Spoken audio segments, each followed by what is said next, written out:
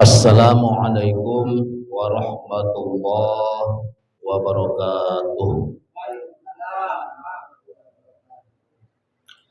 Alhamdulillah hamdan yuwafi ni'amahu wa yukafi'u mazidah.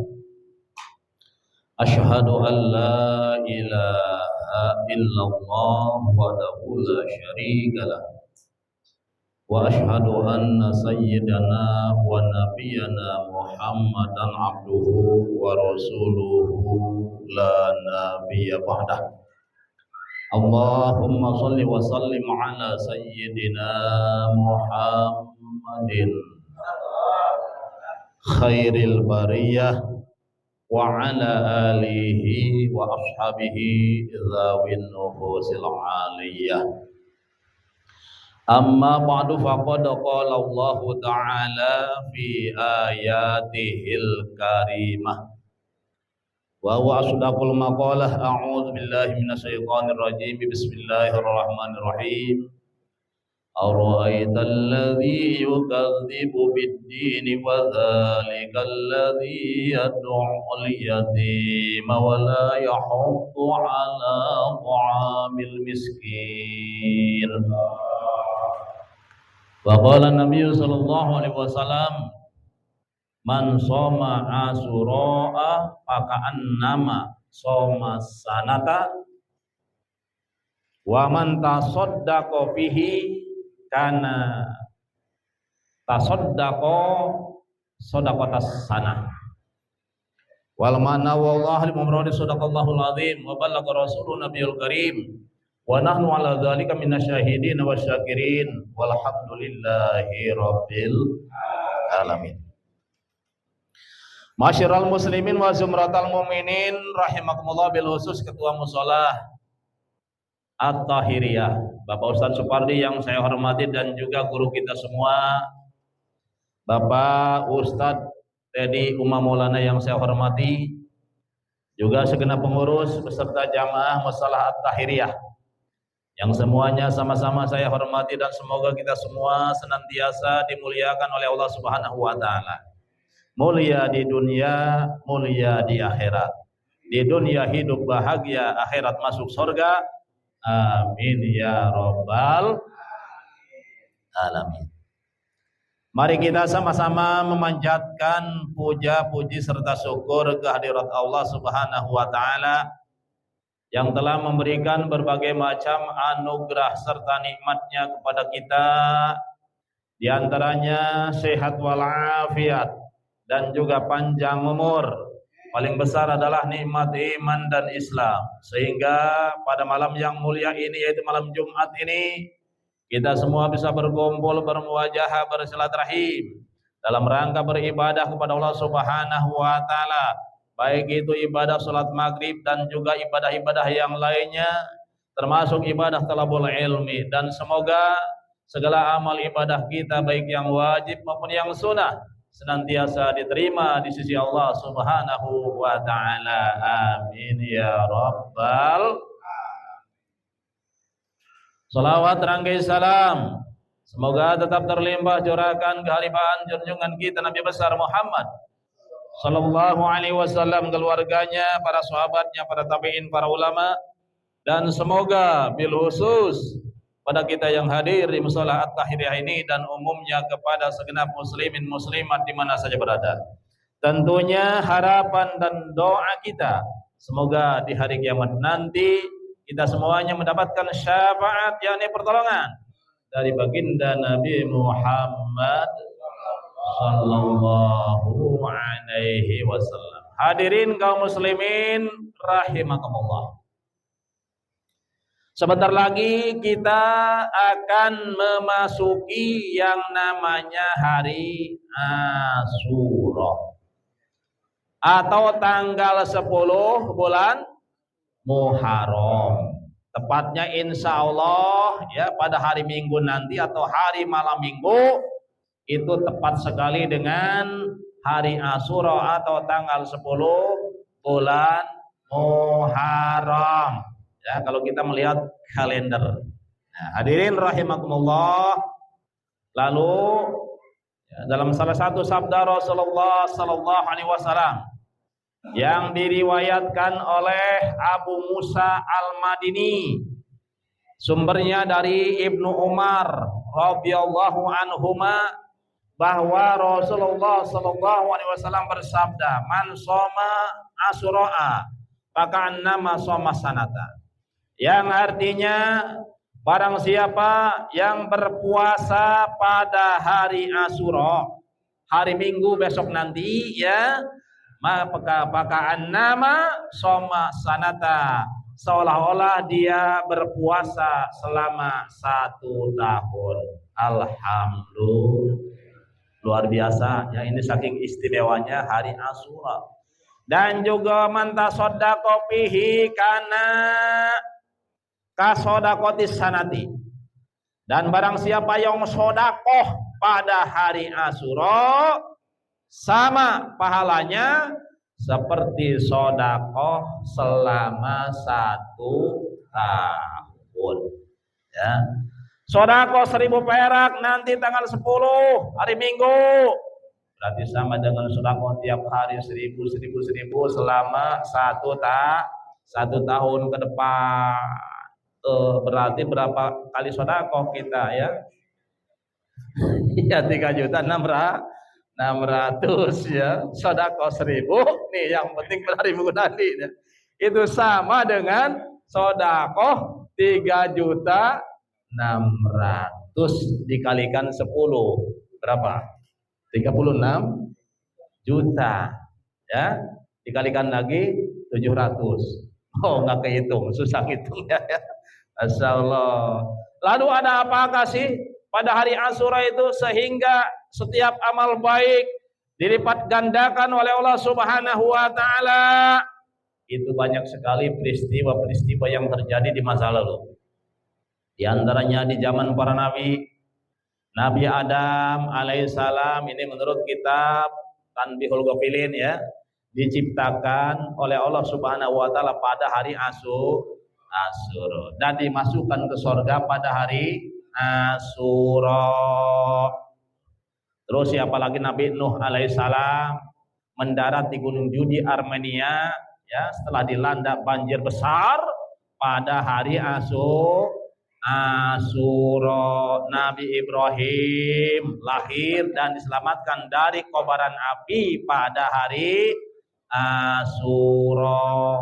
Nabi Musa alaihissalam ya, bisa menyeberangi Laut Merah dan diselamatkan dari kejaran Firaun, sekaligus Firaun ditenggelamkan oleh Allah Subhanahu wa taala, itu tepat pada hari Asyura. Nabi Yunus dikeluarkan dari perut ikan besar, itu tepat pada hari Asyura. Diterimanya taubat Nabi Daud alaihissalam pada hari Asyura.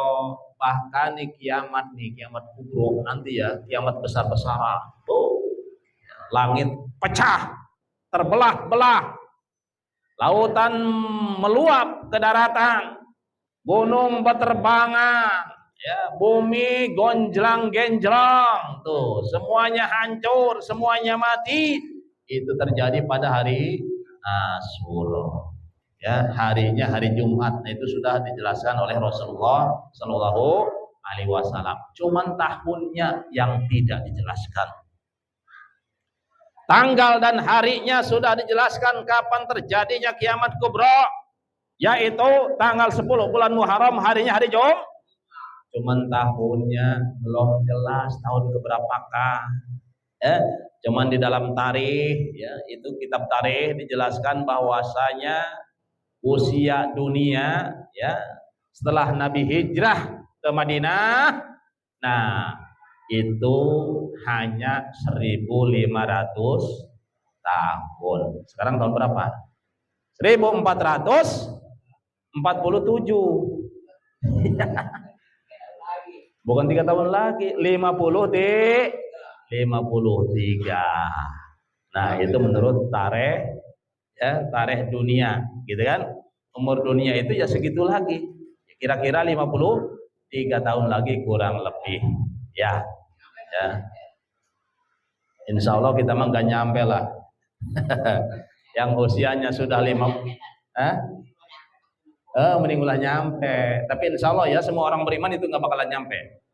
Semua orang beriman, walaupun imannya hanya sebesar benda yang paling kecil, hanya sebesar semut pudak atau semut merah, dia tidak akan menyaksikan yang namanya kiamat kubro. Kenapa? Sebelum kiamat, ya itu semua orang beriman, walaupun imannya hanya sebesar benda yang paling kecil, Allah kirimkan angin kepada mereka, Allah tiupkan angin kepada mereka sehingga mereka tertiup angin, ya dengan sababiah mereka ditiup angin, semuanya mati, semuanya meninggal dunia biidznillah dengan izin Allah Subhanahu wa taala. Yang tersisa hanyalah orang-orang kafir. Berarti kesimpulannya, yang melihat, yang menyaksikan terjadinya kiamat kubro, yang melihat gunung-gunung berterbangan, yang melihat langit terbelah-belah, yang melihat goncangan bumi sangat dahsyat, yang melihat laut meluap ke daratan, itu hanyalah orang-orang kafir. Ya, kenapa? Karena semua orang beriman sudah dimatikan oleh Allah Subhanahu wa ta'ala. Ya, bahkan ada cerita ya yang berkaitan dengan hari Asyura. Di zaman dulu ada saudagar besar yang tajir, pengusaha, duitnya sangat banyak sekali. Pada suatu saat dia mengalami kebangkrutan, ya, usahanya bangkrut sehingga semua hartanya habis. Yang tersisa tinggallah rumah tinggal, tinggal tempat tinggal, dan pakaian yang bagus hanya 1 setel saja. Itulah yang tersisa. Ya, selainnya itu pakainya sudah pada butut. Nah, tepat pada hari Asyura, dia pergi ke masjid untuk melaksanakan sholat subuh berjamaah di masjid. Dan setelah sholat subuh, nah kebetulan adat atau tradisi di kampung tersebut, nah itu wanita tidak boleh masuk masjid kecuali pada hari Asyura. Nah, lalu singkat cerita, setelah sholat subuh beliau biasa amalan wiridan. Ketika beliau wiridan, datanglah seorang wanita bersama anak-anaknya, meminta sesuatu kepada dia. Wahai Kisana, saya seorang janda dan ini anak-anak saya yatim, bapaknya meninggal dunia dan kebetulan itu tidak meninggalkan warisan apa-apa. Saya dan anak-anak saya sekarang sangat membutuhkan sesuatu, sangat membutuhkan makanan. Waduh, itu si laki-laki tadi ya bingung. Kenapa bingung? Aduh, saya juga lagi sengsara nih, bagaimana? Dalam hatinya dia ngomong ya, saya juga lagi sengsara, Masya Allah, cuman yang baju yang sangat pantas, yang masih bagus cuman 1 doang, 1 setel. Bila mana aku berikan kepada dia, auratku nanti terbuka. Dan si wanita tadi mengaku sebagai Syarifah, keturunan Kangjeng Nabi Muhammad atau Sayyidah Fatimah radhiyallahu anha, gitu. Kalau aku berikan pakaianku, aku Masya Allah auratku terbuka. Kalau aku menolak permohonan dia, bagaimana alasanku nanti di hadapan Rasulullah Sallallahu Alaihi Wasallam? Nah, itu kata hatinya. Lalu akhirnya dia mikir-mikir, setelah mikir, wah udahlah, ini pakaian ini mau saya berikan aja kepada janda ini beserta anak-anak yatimnya. Oh ya, mari ikut saya, kata si laki-laki tadi. Terus ya dibawa ke rumahnya. Setelah depan pintunya, tolong tunggu di sini. Si laki-laki tadi masuk ke rumahnya, lalu dia buka pakaiannya yang bagus, ya. Kalau sekarang pakaian kebesaran mungkin ya, dibuka semuanya, dia ganti pakaiannya dengan pakaian yang butut-butut, ya, yang sudah butut sekali, lalu itu pakaian yang sangat bagus diberikan kepada janda tadi, ya. Wahai wanita, inilah yang bisa saya berikan. Semoga bermanfaat bagi kamu dan juga bagi anak-anakmu. Oh iya, terima kasih, kata janda tadi. Lalu janda itu berdoa, semoga Allah memberikan pakaianmu, memberikan pakaian kepadamu dari perhiasan surga, dan semoga Allah, ya, semoga kamu, ya, sekarang ini dengan izin Allah tidak membutuhkan siapapun kecuali hanya kepada Allah Subhanahu wa taala. Masya Allah. Tuh, singkat cerita, dia dari setelah sholat subuh, lalu dia mengunci pintunya karena malu kepada masyarakat, ya, pakaiannya compang-camping. Dia terus berzikir kepada Allah sampai malam, dan singkat cerita setelah malam, setelah sholat isya, dia tidur, dan dalam tidurnya dia bermimpi. Mimpinya bagaimana? Mimpi ada seorang wanita datang, ya, Masya Allah, yang sangat cantik, luar biasa, belum pernah dia melihatnya ketika di dunia, selama hidup di dunia, wanita secantik itu. Dan wanita tersebut membawa satu buah apel, ya. Nah, satu buah apel. Di dalam mimpinya itu Masya Allah, wanginya sangat luar biasa, ya, sangat harum, memenuhi rumahnya, bahkan memenuhi bumi. Itu harumnya wanita tadi beserta buah apel. Nah, lalu si laki-laki tadi, ya, dikasih apel oleh wanita. Oh, itu buah apa? Buah apel nih. Kalau kamu diberikan tuh buah apel, ketika dipecahkan, nah itu dalamnya penuh dengan perhiasan dari surga. Masya Allah. Lalu si wanita tadi itu duduk di pangkuannya, ya, duduk di pangkuannya, itu perhiasannya dipakein oleh wanita tadi. Lalu ditanya itu si wanita oleh laki-laki yang tadi, yang mimpi, masih dalam mimpinya, wahai wanita, engkau ini siapa? Wahai wanita. Wanita itu menjawab, aku namanya Asuro, katanya. Namaku Asuro. Aku adalah istrimu di sorga nanti. Allah, ya. Nah, jadi itu si wanita nggak taunya bidadari.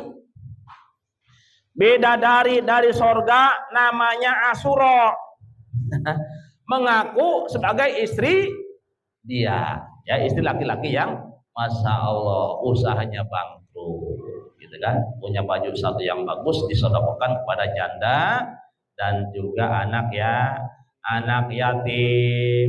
Setelah si wanita tadi mengaku bahwa dia adalah istrinya di sorga nanti, tiba-tiba dia bangun. Ketika dia bangun, nah itu masih tercium harum luar biasa, gitu kan? Harumnya bidadari masih ada, Masya Allah. Lalu dia ngambil wudhu, ya. Setelah itu, setelah bangun dia ngambil wudhu, sholat 2 rakaat. Setelah sholat dia berdoa kepada Allah Subhanahu Wa Taala, ya Allah, kalau mimpi saya tadi benar, dan juga wanita yang mengaku bernama Asuro itu benar untuk saya atau istri saya di surga nanti, tolong cabut nyawa saya, ya Allah. Belum selesai bicara, belum selesai berdoa, orang itu sudah dicabut rohnya oleh Allah Subhanahu Wa Taala, sudah mati, ya. Masya Allah, luar biasa. Nah, ini keutamaan apa? Nah, ini sebagian daripada fadilah atau keutamaan hari Asyura. Bahkan ada bidadari yang namanya Asyura. Untuk siapa itu bidadari yang bernama Asyura? Untuk laki-laki yang mau bersodakoh pada hari Asyura, ya. Berarti kesimpulannya hari Asyura nanti adalah ada 2 amalan, ya, atau bahkan lebih.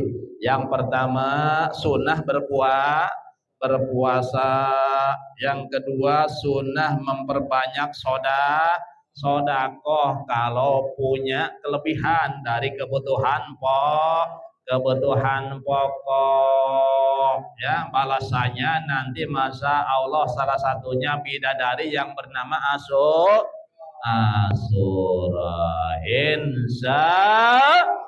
insya Allah.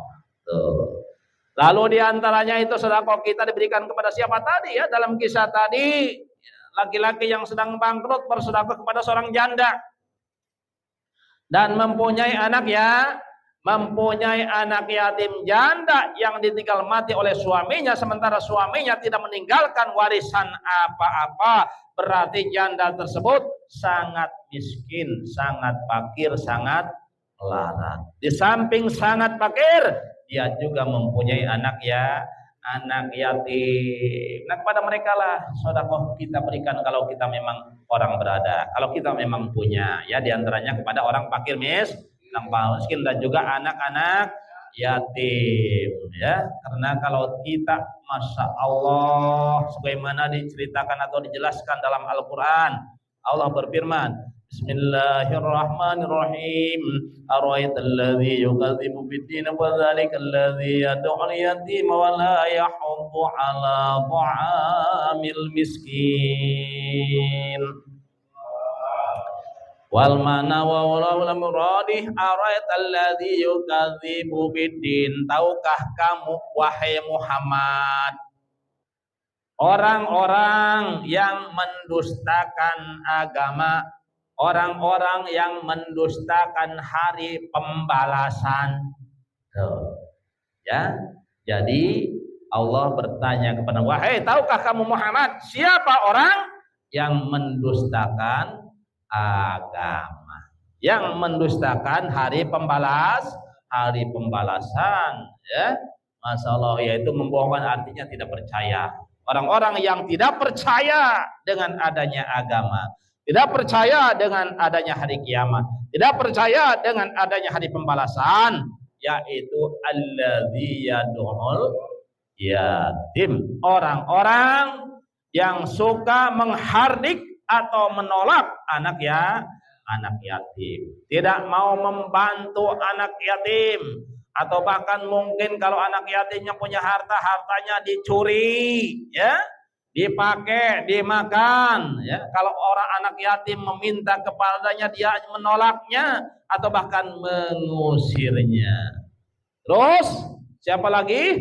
Wala yahuddu ala ta'amil miskin, dan tidak mau mengajak dirinya maupun orang lain untuk memberi makan orang-orang miskin. Ya, berarti kesimpulannya, kalau kita orang berada, kalau kita orang mampu, ya, yang harus kita bantu itu, yang harus kita berikan infak, berikan sedekah, baik dengan harta atau tenaga, ya, yang mampu dengan harta dengan harta, yang mampu dengan tenaga dengan tenaga, yang mampu dengan pikiran dengan pikiran, yang mampu dengan doa dengan doa. Siapa mereka? Yang pertama yatim dalam ayat ini ya. Yang kedua miskin. Ya, berarti bukan hanya kepada yatim, atau bukan hanya sedekah kepada yatim kita dianjurkan pada hari Asyura nanti, bahkan juga kepada orang-orang miskin yang tidak mampu, orang-orang miskin yang serba kekurangan, itulah mereka yang harus kita beri bantuan, yang harus kita mengulurkan tangan untuk membantu mereka, berikan makan kepada mereka sesuai dengan kemampuan kita masing-masing. Mampu dengan harta dengan harta, mampu dengan tenaga dengan tenaga, mampu dengan pikiran dengan pikiran, mampu dengan nasihat-nasihat yang baik, ya, dengan nasihat-nasihat yang baik. Insya Allah semuanya balasannya berlipat ganda dari Allah Subhanahu wa ta'ala. Terus ayat selanjutnya adalah fawailul lil musallin alladzina hum an salatihim sahun walladzina hum yura'un walladzina hum wa yamna'u ya wa yamna'unal ma'un. Fawailul musallin, maka jurang. Wail itu aywadun fi jahannama, sebuah jurang yang ada di neraka jahanam. Itu well namanya ya. Nah, untuk siapa itu well? Jurang yang ada di neraka jahanam? Lil musholin, untuk orang-orang yang sholat. Yang sholatnya bagaimana? Alladzina hum an sholatihim sahun, yaitu orang-orang yang lalai dari sholat. Nah, ini berarti ya menurut tafsirnya ada orang yang lalai dari sholat, ada orang yang lalai di dalam sholat. Ada dua nih orang yang lalai ya. Yang pertama adalah alladzina hum an sholatihim, lalai dari sholat, artinya lalai dari mendirikan sholat. Maksudnya apa? Tidak sholat, dia tidak mau sholat. Itu. Siapa mereka? Yang pertama adalah orang-orang kafir. Kenapa orang kafir? Ya, termasuk dalam ancaman ini, gitu kan? Sedangkan orang kafir menurut fikih tidak wajib sholat. Ya, pada hakikatnya orang kafir pun hukumnya tetap wajib sholat. Cuman syaratnya dia nggak ada. Ya, karena syarat wajib sholat itu salah satunya adalah harus beragama Islam. Nah, mereka pun wajib sholat, tapi harus masuk Islam dulu. Membaca syahadat dulu. Asyhadu an la ilaha illallah wa asyhadu anna Muhammadar Rasulullah. Baru berarti dia sudah wajib mendirikan sholat. Kalau belum membaca 2 kalimat syahadat, nah itu tidak bisa. Kenapa? Syaratnya nggak ada, gitu. Jadi kesimpulannya semua manusia, semua jin itu hukumnya wajib sholat. Tapi ada syaratnya harus masuk Islam. Ya, artinya mereka akan disiksa karena tidak sholat. Mereka akan dimasukkan ke dalam jurang yang ada di neraka jahanam karena meninggalkan sholat. Itu yang pertama, orang kafir. Itu namanya ang sholatihim sahun, lalai dari mendirikan sholat. Yang kedua siapa? Yang kedua adalah orang-orang munafik. Orang munafik sama ya. Jadi kena ancaman fawailul lil musholin. Gitu. Orang munafik pun sama ya, kalau dia mati ya sampai mati tetap munafik, nanti akan dimasukkan ke dalam jurang yang ada di neraka jahanam. Na'udzubillah. Ya, sekalipun orang munafik itu sholat, ya. Orang munafik itu kan sholat kalau ada orang. Kalau banyak orang, kalau ada orang dia sholat, kalau nggak ada orang nggak sholat ya. Itulah salah satu karakter orang munafik. Sekalipun dia sholat, ya tetap dalam hatinya dia tidak beretekad bahwa sholat itu wajib, gitu. Atau sekalipun dia sholat tapi tidak percaya dengan adanya pahala sholat. Itu orang munafik namanya. Jadi orang munafik itu imannya hanya di mulut saja, hanya di mulut doang. Mulutnya mengakui iman, saya orang beriman, amantu billahi wal yaumil akhir, saya juga beriman kepada Allah dan juga kepada hari akhir. Tapi wa mahum bimu'minin, hatinya tidak beriman, hatinya tidak percaya adanya pahala, artinya tidak percaya adanya akhirat, adanya hari pembalasan, adanya masalah hari kiamat. Nah, itu orang munafik. Cuman kalau ada orang dia sholat, kalau ada orang dia shodaqoh, gitu.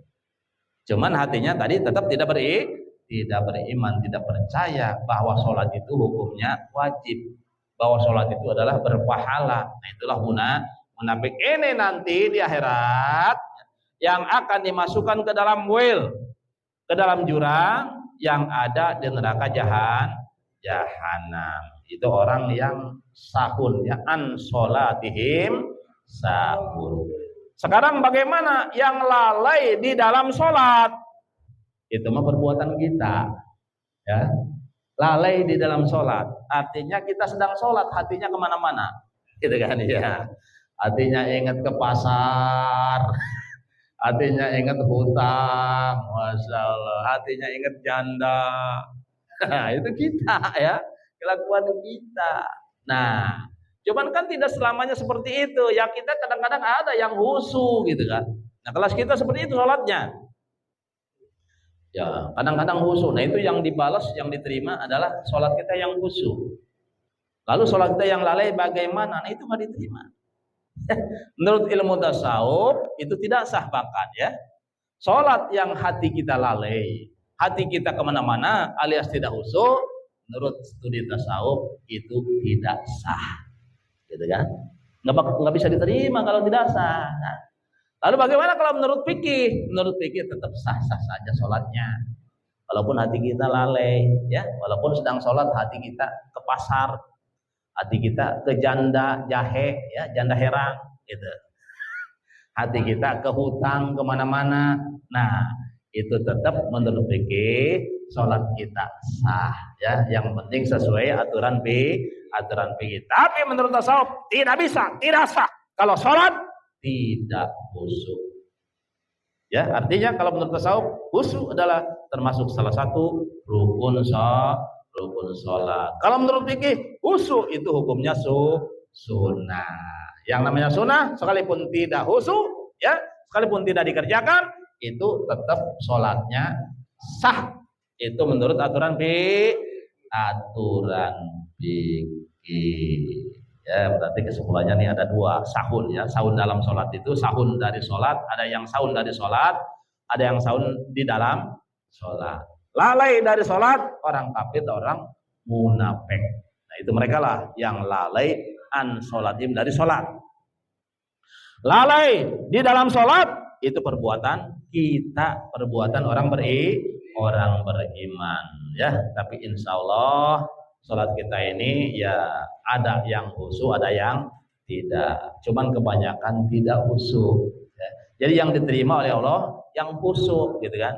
Umpamanya sholat maghrib tadi khusyuknya berapa detik kita, itulah yang diterima, itulah yang bernilai, itulah yang berpahala, gitu. Ya umpamanya kalau khusyuknya ketika takbiratul ihram doang, Allahu Akbar kita khusyuk nih. Nah, itulah yang diterima segitu. Ya, selanjutnya nol kalau menurut tasawuf gitu. Nah, khusyuk kelas kita itu bagaimana sih? Khusyuk kelas kita dalam sholat. Khusyuk kelas kita itu dalam sholat yang ketika takbiratul ihram kita sadar, ya, bahwa sedang takbiratul ihram dan hati niat sholat, gitu kan? Itulah khusyuk. Ketika ruku kita sadar bahwa sedang ruku. Ketika ihtidal kita sadar bahwa sedang ihtidal. Begitulah pula selanjutnya ketika sujud kita sadar bahwa ini adalah sedang sujud. Sujud itulah rukun dan tumaninahnya, gitu. Itu kita sadar, ya, kita fokus kepada perbuatan-perbuatan sholat dan ucapan-ucapan sholat, gitu kan? Ya, karena sholat itu kan ada 3, qalbi, qauli, fi'li. Nah, kalau kita sedang melaksanakan rukun qalbi, kita sadar, kita sedang berdiri, kita sadar bahwa kita sedang berdiri sholat, itulah khusyuk kelas kita. Nggak bisa kita khusyuk kayak Sayyidina Ali. Nggak bisa, nggak bakalan bisa kelas kita mah. Ya, karena kelas sahabat diantaranya kelas Sayyidina Ali, ketika panah dicabut, ya di suatu saat sedang perang, beliau terkena panah. Tuh, lalu beliau berkata kepada para sahabat yang lain, wahai para sahabatku, ini nanti panah tolong dicabut ketika saya sedang sholat. Nah, gitu kan? Supaya apa? Supaya tidak terasa. Singkat cerita, Sayyidina Ali sholat, lalu itu panah dicabut. Setelah beres sholat, kok nggak dicabut sih ini? Tadi saya bilang cabut, panah dicabut, kok nggak dicabut? Itu udah, Amirul Mukminin udah dicabut. Oh, nggak kerasa berarti, ya? Dicabut panah nggak kerasa itu. Saking apanya? Saking khusyuknya sholat. Kalau kita digigit nyamuk, kerasa nggak gigit nyamuk? Ada gatalnya minta ampun. Oh, itulah sholat kita, ya. Tapi kita tetap harus terus latihan, harus terus belajar, ya, untuk meningkatkan kualitas ibadah kita. Jadi antaranya kualitas sholat kita supaya semakin tinggi nilainya, semakin besar nilainya dari Allah Subhanahu wa Ta'ala. Ya, latihannya apa? Latihannya belajar ngaji begini, ngaji dan juga dipraktekkan, gitu. gitu. Itu latihannya gitu. Ya contoh latihan niat aja kan itu sejak awal apa harus wajib dibarengkan dengan takbir kan itu harus latihan. Allahu Akbar ini kita kan harus bareng nih dalam hati. Saya sholat fardu maghrib 3 rakaat menghadap kiblat jadi makmum karena Allah Taala. Tuh hati kan ngomong gitu di hati. Selama Allahu Akbar, makanya boleh panjang tuh. Boleh 14 harakat. Boleh. Allahu Akbar 7 alif. Apa Allahnya? Allahu Akbar karena khawatir itu niatnya belum dapat, tapi minimal saya sholat fardu maghrib sudah cukup. Itu sudah cukup. Yang wajib itu cuma segitu. Usolli fardhu maghribi. Kalau jadi makmum, makmuman, kan? Saya sholat fardu maghrib jadi makmum, udah cukup. Kalau jadi makmum. Kalau jadi imam itu tidak disyaratkan, ya. Umpamanya saya sholat fardu maghrib jadi imam, walaupun nggak menyebutkan jadi imam dalam hati, itu tetap sah. Cuman pahalanya sholat sendiri itu kalau imam, ya imam pun, ya kalau dia ingin dapat pahala berjamaah, maka harus niat jadi imam. Saya sholat fardu maghrib jadi imam karena Allah Taala, nah itu dapat pahala berjamaah. Tapi kalau makmum tidak boleh, tidak harus mengatakan dalam hatinya jadi makmum. Saya sholat fardu maghrib jadi makmum, udah. Atau ngamum, atau saya sholat fardu maghrib berjamaah, itu juga cukup. Adapun lafaz lillahi ta'ala menyebutkan rakaat 3 rakaatnya menghadap kiblatnya itu hukumnya sunnah. Tapi walaupun sunnah kalau bisa kenapa tidak dilaksanakan? Ya makanya perlu latihan. Kalau sudah latihan, kita latihan di luar sholat nih. Allahu Akbar dalam hati, saya sholat dalam 3 rakaat menghadap kiblat jadi makmum karena Allah Taala. Kan bahasa hati lebih cepat daripada lisan. Kalau sudah latihan, ya, kalau sudah bisa, kalau sudah tuh, ya latihan insya Allah. Dengan latihan semuanya akan jadi mudah. Dengan ilmu semuanya akan jadi mudah. Dengan seni semuanya akan menjadi indah. Dengan iman hidup akan terarah. Nah itulah sebagaimana yang dikatakan oleh almarhum siapa? Zainuddin MZ. Hadirin rahimakumullah. Mungkin hanya itulah ya, kajian yang bisa saya sampaikan. Kurang lebihnya mohon dibukakan pintu maaf yang seluas-luasnya dan mudah-mudahan ada manfaatnya. Ya, kita baca doa kepada majlis. Subhanakallahumma wa bihamdika asyhadu an la ilaha illa anta astaghfiruka wa atubu ilaik. Usikum wa nafsi bitaqwallah. Wassalamu alaikum warahmatullahi wabarakatuh.